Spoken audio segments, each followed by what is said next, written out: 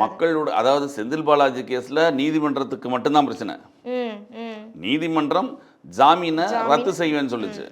ஏன்னா அவர் மெரிட்டுக்காக நாங்கள் அவர் கொடுக்கல, நாங்கள் நன்னடத்தைக்காக கொடுக்கவில்லை. அவருக்கு நாங்கள் ஜாமீன் கொடுக்கும்போது அமைச்சர் பதவியில் அவர் இல்லை. ஜாமீன் கொடுத்த 2வது நாள் வெளியில் வந்து 2வது நாள் அமைச்சர் பதவி ஏற்றுக்கிறாரு. அப்போது நாங்கள் எங்ககிட்ட சொன்னது என்னன்னா, அமைச்சர் பதவியில் இருந்தால் அதிகார துஷ்பிரயோகம் எல்லா கேஸ்லையுமே நினைப்பாங்க. ஒரு ஒரு பொறுப்பில் இருக்கார், அமைச்சர் பதவியில் இருக்காங்கன்னா அவங்க வந்து சாட்சிகளை பயமுறுத்தலாம். இவங்க பயமுறுத்தாட்டியுமே கூட சாட்சிகள் வந்து சொல்கிறதுக்கு தயங்கலாம். ஒரு அமைச்சர் இருக்காரு அப்படிங்கிறதுக்காக ஒரு பயப்படலாம். அதனால வந்து அவங்க கொடுத்தாங்க. அமைச்சர் பதவி இல்லைன்ற காரணத்தை காட்டி தான் அவங்க வாங்கினதே. அதற்கு முன்பாக பொறுப்பில்லாத அமைச்சராக தொடர்ந்தார் ஜெயிலேயே ஆரம்ப காலத்தில்.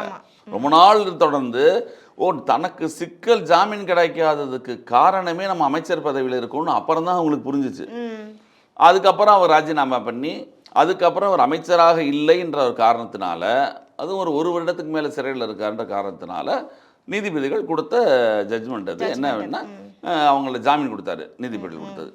இதை இவங்க தவறாக மிஸ்யூஸ் பண்ணிட்டாங்கன்ற கோர்ட்டுக்கு கோவம் வந்தது. அதனால தான் அவங்க அன்னைக்கு சொன்ன வார்த்தை சொன்னாங்க, நாங்கள் கொடுக்கும்போது நீங்கள் அமைச்சராக இல்லை, வெளியில் வந்தோன்னா அமைச்சர் பதவி ஏற்றுக்கிறீங்க அப்படின்னா நீங்கள் என்ன சொல்ல வரீங்கன்னு அவங்க கேட்ட கேள்வி இது.